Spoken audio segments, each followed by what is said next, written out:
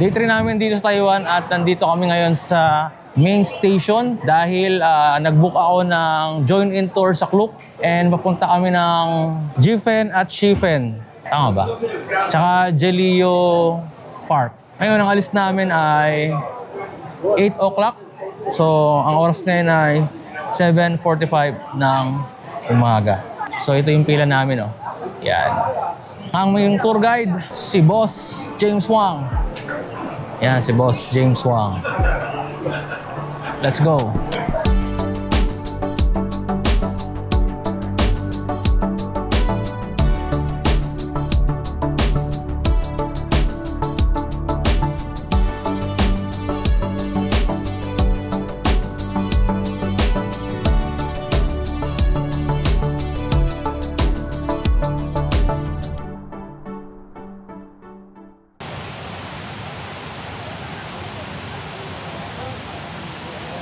Ang ganda, no? Yan ang Shifen Waterfall, known as the Little Niagara of Taiwan.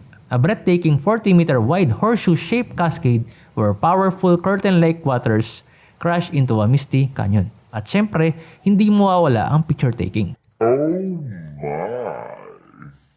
sarap mo! Dahil sa pagkakahawig nito sa Niagara Falls ng Amerika, hindi nakakapagtaka na maraming tao ang pumupunta dito para masilayan to. Pero bago ka makapunta dito, may ilang lakaran ka munang dadaanan. Mula sa parking, isang maliit na palengke, random na kagubatan, suspension bridge, hanggang sa marating mo ang Buddhist altar na ito. Meron ding mga souvenir shops dito at food stalls na maaari niyong kainan kung sakaling magutom kayo. Tulad ko. One gnocchi. One sausage. Okay.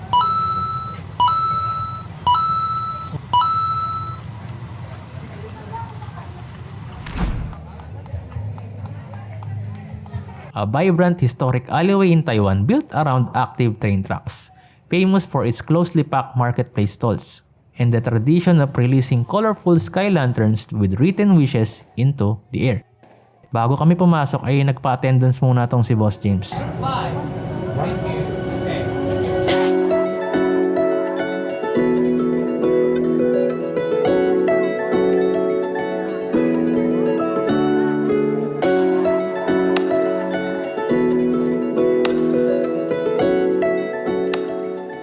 To complete our experience, pumasok kami sa isang lantern shop para isulat ang aming mga wishes.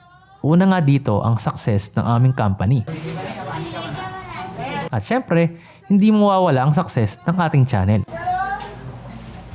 Their staff guides us through the process and take some photos before finally releasing it into the sky. At bago nga kami bumalik sa bus ay bumili muna kami ng maiinom dahil medyo nakakapagod tong trip na to.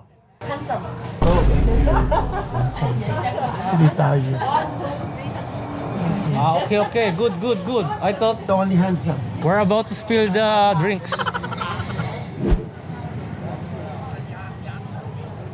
A charming historic mountainside village in Taiwan, famous for its narrow alleyways, traditional tea houses, and glowing red lanterns that evoke a nostalgic cinematic atmosphere. Medyo malayo ang drop-off area nila dito, kaya naman malalakad talaga. At pag narating mo na ang 7-Eleven, dito na ang simula.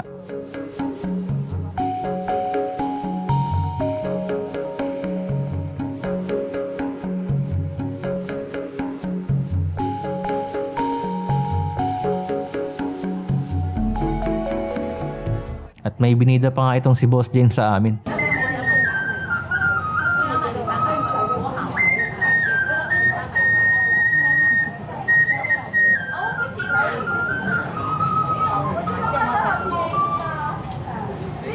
Wow, that's cool. Isa sa mga may enjoy mo dito is yung mga pre-taste nila. At sa dami ng pwede mong bilhin dito, talagang may hilo ka. At dahil lunchtime na, sa random na eatery na to na lang kami kakain.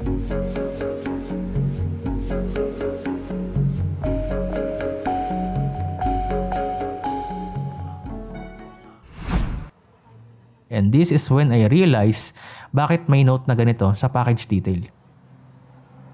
Before we move on to our final stop, gusto ko lang i-share tong vibes right now kasi biglang foggy at lamig dito guys. Ang cool lang.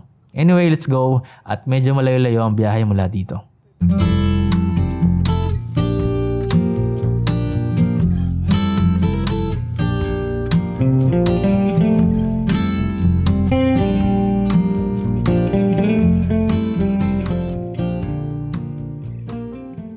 와, 예쁘다. This is Yelio Geopark, one of Taiwan's most famous and visually striking natural wonders.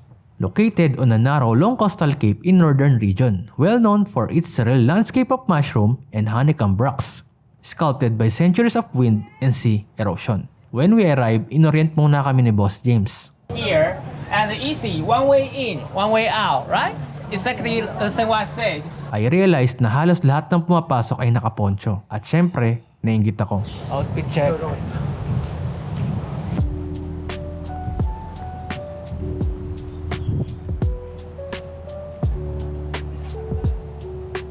와, 예쁘다. 우! 예.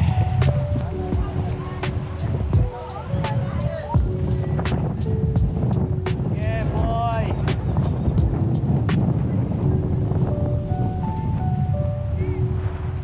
I'm so lost in the scenery that all I can say is, 와, yes sir. 와, 예뻐 예뻐. 우! 좋아 좋아. Yes. nag-ikot-ikot pa ako sa ibang side ng lugar para makakuha pa ng ibang shots. Nang bigla akong makita ang tunay na simbolo ng kagandahan.